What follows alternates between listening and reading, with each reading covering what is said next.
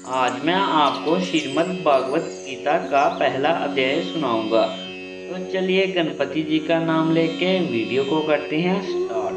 श्री गणेशाय नमः। श्रीमद् भागवत गीता के पाठक की रीति।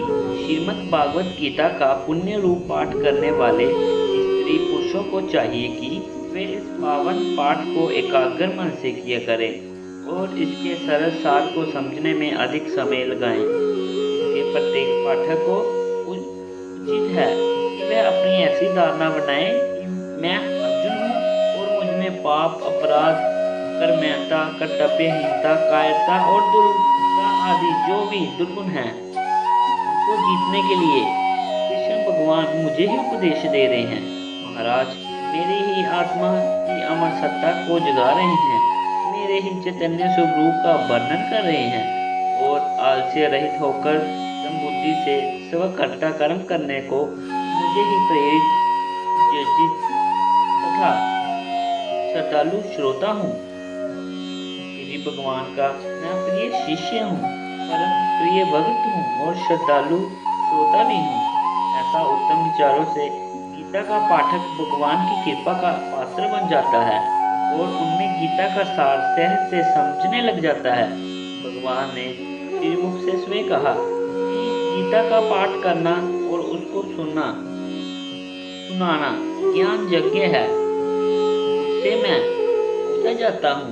पाठक को चाहिए कि वह एक विश्वासी और श्रद्धावान जजमान बनकर बड़े ही गंभीर भाव से इस यज्ञ को किया करे और इसको परमेश्वर का पुण्य रूप परम पूजन ही समझे। इस पावन से गीता का ज्ञान पाठक के हृदय में आप ही आप प्रकाशित होना जाया करता है।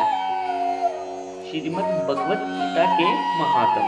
श्रीमद् भगवत गीता हिंदुओं के ज्ञान निधि में एक बहुमूल्य चिंतामणि रत्न है, साहित्य सागर में अमृत कुंभ है और विचारों के उद्यान में कल्पवृक्ष है।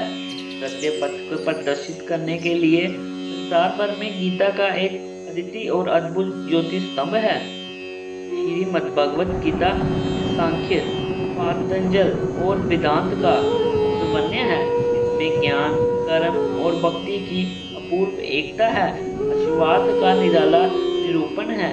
कर्तव्य कर्म का प्रोत्साहन है और भक्ति भाव का सर्वोत्तम प्रकार से वर्णन किया है। श्रीमद् भागवत गीता तो आत्मा ज्ञान की गंगा है। इसमें पाप दोष की धूल को दो डालने के परम पावन उपाय बताए गए हैं। कर्म, धर्म, बंधन, मोक्ष का इससे बड़ा उत्तम निर्णय किया गया है। गीता भगवान के सारमेय रसीले गीत हैं, जिनमें उपनिषदों के भावों सहित भक्ति भाव भरपूर समझाया हुआ है और वेद का मर्म भी आ गया है। श्रीमद् भागवत गीता में नारायणी गीता का भी पूरा प्रतिबिंब विद्यमान है। इसका अपना मौलिकपन भी महामधुर और मनमोहक है। संक्षेप में कहा जाए तो यह सत्य है। श्री भगवान कृष्ण ने ज्ञान के सागर को गीता गागर के पूर्ण रूप में भर दिया गया है। श्रीमद् भगवत गीता में कर्म की बड़ी महिमा है। कर्मों के फल में आशा न लगाकर कर्तव्य बुद्धि से कर्म करना कर्म योग है। कर्तव्यों को करते हुए मोह में, ममता में तथा लालसा आदि में मगन हो जाना अनावश्यक है। अपने सारे कर्मों को अपना ज्ञान, विज्ञान, तर्क, वितर्क और मतामसहित मन, वचन, काया से श्री भगवान की शरण में संपन्न कर देना, कर्तव्यपन का अभिमान न करना और अपने आप सहित कर्म मात्र को विधाता की भक्ति की बेदी पर बलि बना देना भक्ति में कर्म योग है। यही सच्चा संन्यास है। श्री कृष्ण की समय में लोग ज्ञान और संन्यास को मत रूप से मानते हैं और कर्म की निंदा किया करते थे। इसलिए श्री महाराज ने कर्तव्य पालन पर अधिक बल दिया है और कर्म त्याग का निषेध किया है। श्री कृष्ण भगवान के श्रीमद् भगवत गीता रूप गीत बड़े सरल, अतिशय सुंदर, बहुत ही बुलाडे, अति सार गंभीर और अत्यंत उत्तम है। उनमें सत्य और सत्य ज्ञान का निरूपण अयुक्त प्रकार से किया गया है।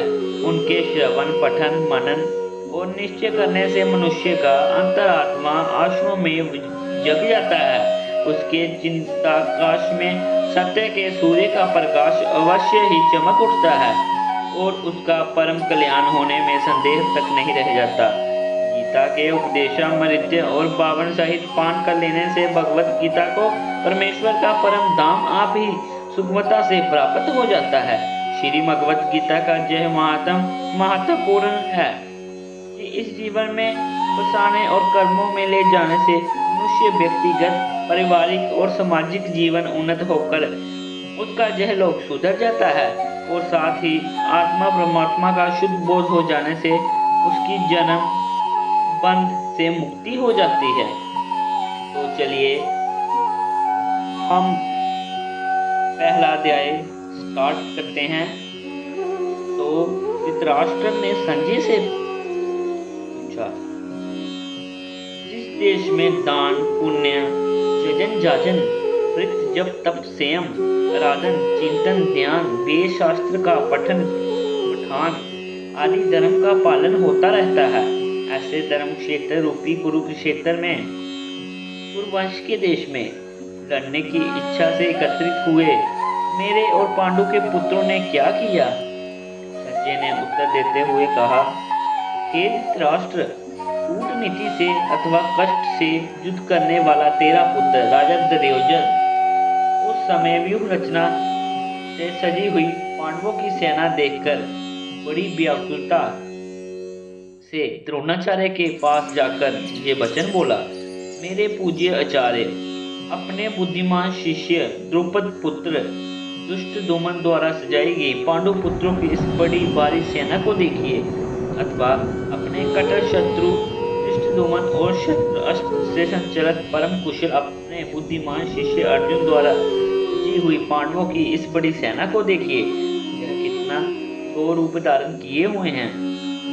पर पक्ष से परले पार से पक्षपाती प्रबल शूरवीर सेना नायक हैं।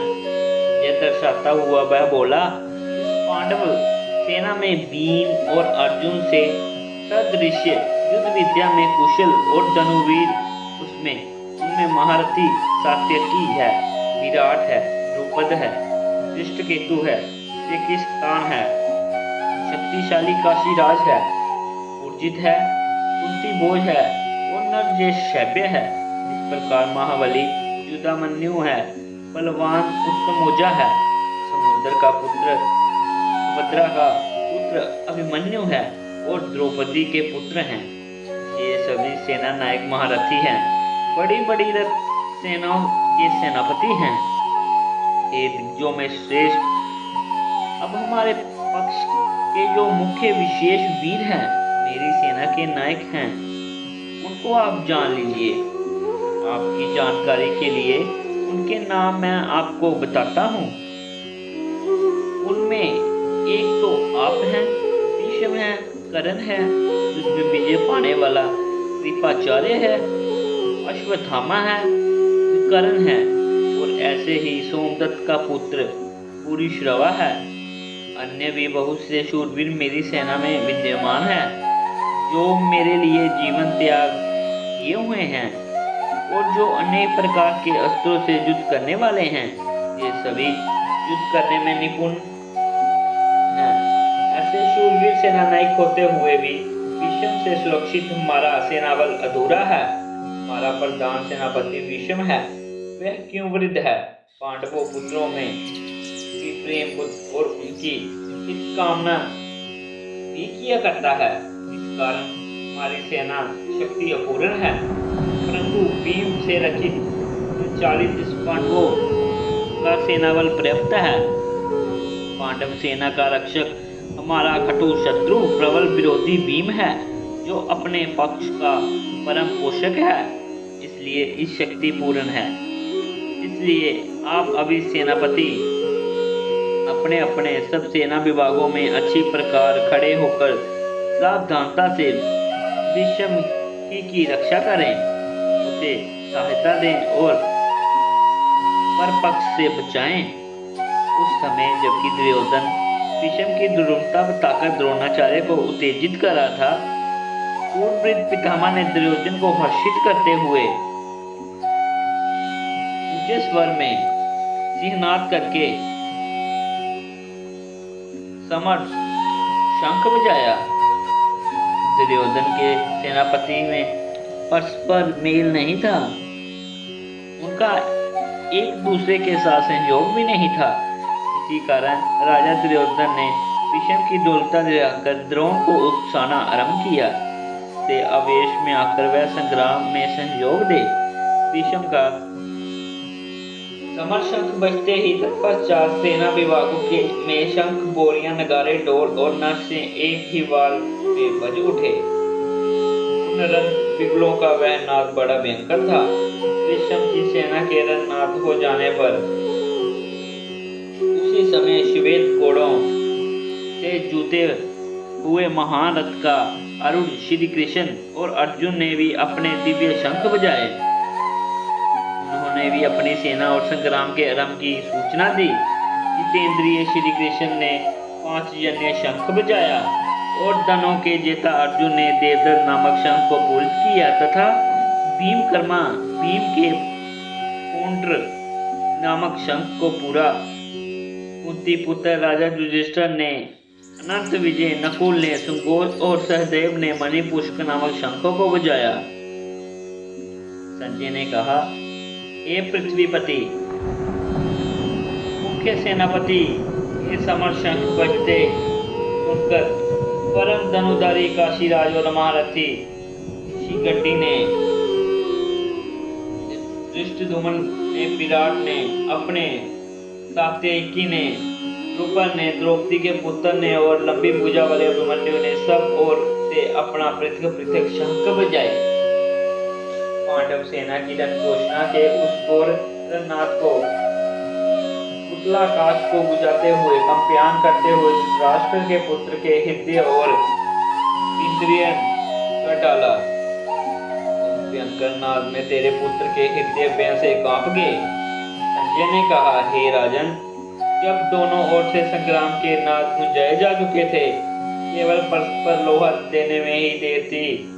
उस शस्त्र चलाने के समय में हनुमान के चित्त युक्त ध्वजा वाले अर्जुन ने तेरे पुत्र को समर के लिए सजे हुए देखकर अपना धनुष उठाकर जितेंद्रिय श्री कृष्ण को यह वचन कहे, हे अविनाशी, मेरे रथ को चलाकर दोनों सेनाओं के मध्य में खड़ा कीजिए, जिससे लड़ने की इच्छा से शस्त्रों से सन्नद्ध होकर खड़े हुए इन सबको सुगमता में मैं देख सकूं और जान लूं कि इस युद्ध की तैयारी में किनके साथ मुझे युद्ध करना है। नीति ज्ञानहीन दुर्विधि दुर्योधन का हित करने की इच्छा वाले जो यह योद्धा स्थान पे इकट्ठे हुए हैं, उन युद्ध करने वालों को मैं भली भांति देख लूं। नींद को जीतने वाले अर्जुन द्वारा ऐसा कहे जाने पर जितेंद्रिय श्री कृष्ण ने दोनों सेनाओं के बीच भीष्म, द्रोण और सब राजाओं के सामने उस उत्तम रथ को खड़ा करके कहा, हे कुंती पुत्र, इन एकत्रित खड़े कौरवों को तू देख। वहां उन दोनों की ओर से सेनाओं में हथियार से सजकर उपस्थित बड़े बूढ़े और पितामहों को, आचार्यों को, मामाओं को, भाइयों को, पुत्रों को, पोतों को, मित्रों को, ससुरों को, स्नेहियों को अर्जुन ने देखा। युद्ध करने के लिए सज कर खड़े हुए उन सब बंधुओं को अवलोकन करके दया भाव से व्यापत वह कुंती पुत्र अर्जुन खेद करता हुआ श्री कृष्ण को यह वचन बोला, हे श्री कृष्ण, युद्ध करने की कामना से सम्मुख विद्यमान एक स्वजन समूह को देखकर मेरे अंग शिथिल हो रहे हैं और मैं मुख सूखता चला जाता है। मेरी काया और कपशपी छा रही है और रोंटे खड़े हो रहे हैं। मेरे हाथ में गांडीव धनुष सज जाता है और मेरी त्वचा भी जल रही है। मेरा तन को आग लग रही है। मैं इतना शिथिल हो गया हूँ कि खड़ा ही नहीं रह सकता हूँ और मेरा मन तथा मस्तिष्क चक्कर सा खा रहा है। ये सुख में शयन करने वाले अनंत कंद श्री कृष्ण इस समय नियमित मैं तो उल्टे शुभ सूचक देख रहा हूँ, जिसमें अपने जनों को मारकर मैं कल्याण भी नहीं देखता हूँ। मुझे इस संग्राम में कोई भी लाभ नहीं दिखाई देता। यदि कहा जाए कि युद्ध करने से तुझको विजय और सुख प्राप्त होगा, तो हे कृष्ण, बंधुवध करके मैं विजय नहीं चाहता हूँ, ना राज्य की कामना करता हूँ और ना ही सुखों को चाहता हूँ। ये इंद्रियों को वश करने में वाले गोविंद, बंदियों का हनन करके प्राप्त राज्य से हमें क्या लाभ, भोगों से क्या सुख और जीवित रहने से क्या प्रयोजन है। क्योंकि जिन स्वजनों के लिए हमने राज्य की, सुख की और भोगों की आकांक्षा की है, वे तो प्राणों और धनों को त्याग कर युद्ध क्षेत्र में सजकर खड़े हैं। वे हमारे आचार्य, पिता समान पूज्य जन हैं, पुत्र हैं, पितामह हैं, मामे हैं, ससुर हैं, पुत्र हैं, साले हैं और अन्य अनेक सगे संबंधी हैं।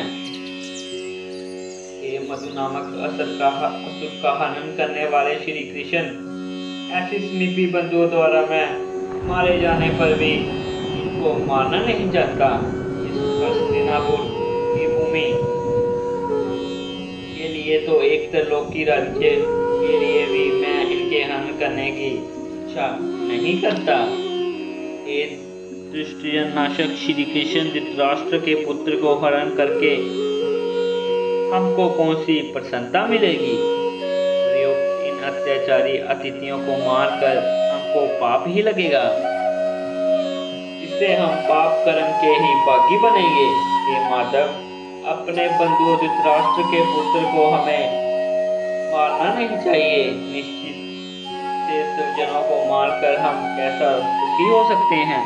यदि यह कहा जाए कि ऐसा विचार उनमें नहीं है, तो मैं कहूँगा, यदि लोभ से नष्ट चित्त वाले ये कुल नाश करने के दोष को, मित्र द्रोह के पात्र को नहीं देखते हैं, तो हे जनार्दन, कुलस्य करने के दोष को देखते हुए इस पाप कर्म से हटने के बीच उपाय और हमें कैसे नहीं जानना चाहिए। हे महाराज, कुल नाश हो जाने पर परंपरा से चले हुए आते शिष्टाचार, सदाचार, रीति रिवाज, मान मर्यादा आदि सब सनातन कुल धर्म, कुल के सुचित्र सुकर्म नष्ट भ्रष्ट हो जाते हैं। कुल के धर्मों के नाश हो जाने से सारे वंश को पाप अधर्म दबा लेता है। आचार के न रहने से कुल में पापाचार बढ़ता है। हे कृष्णी वंशज कुल सपूत श्री कृष्ण, अपने धर्म के बढ़ जाने से कुल की स्त्रियां दूषित हो जाती है, उनमें नियम मर्यादा भंग हो जाती है। दोषयुक्त स्त्रियों से वर्ण संकर संतानें उत्पन्न होती हैं। गौर आदि वर्णों में मिश्रण हो जाता है और वर्ण सौंदर्य नहीं रहता। वर्ण संतान, समर की संतान कुसंस्कारों के दोष में कुल घातकों के कुल के लिए नरक का कारण ही हुआ करती हैं। उनके बड़े बूढ़े पितर अनोख के अभाव से गिर जाते हैं। उनकी सेवाएं शुश्रूषा नहीं रहती। कुल घातकों के इन वर्ण संकर करने वाले दोषों से सनातन जातीय धर्म, कुल धर्म जड़ से उखड़ जाते हैं। जनार्दन, गुरुजनों से ऐसा हम सुनते आए हैं कि कुल धर्मों के नाशक मनुष्यों को नरक में अति दुख में स्थिर रूप में वास होता है। अहो, अति खेद की बात है। ऐसा विचार रखते हुए भी हम जो बड़ा पाप करने को तुल गए हैं, जो राज्य के सुख के लोभ में सब जनों को हनन करने को तैयार हो रहे हैं, ऐसी अवस्था में यदि बदला न लेने वाले निशस्त्र मुझको हथियार हाथों में ये धृतराष्ट्र के पुत्र रण क्षेत्र में मार दें, तो वह मेरे लिए अधिक कल्याणकारी हो, जिससे मुझे बहुत शांति मिले और कुल नाश के घोर दृश्य को कभी न मैं देख पाऊं। संजय ने कहा, हे राजन, संग्राम स्थल में श्री भगवान को ऐसा वचन कहकर वहां सहित धनुष को फेंककर कंपित हृदय अर्जुन रथ के पिछले भाग पर बैठ गया। इसी के साथ हमारा श्रीमद् भगवत गीता का पहला अध्याय समाप्त होता है। तो हम मिलते हैं दूसरे अध्याय में।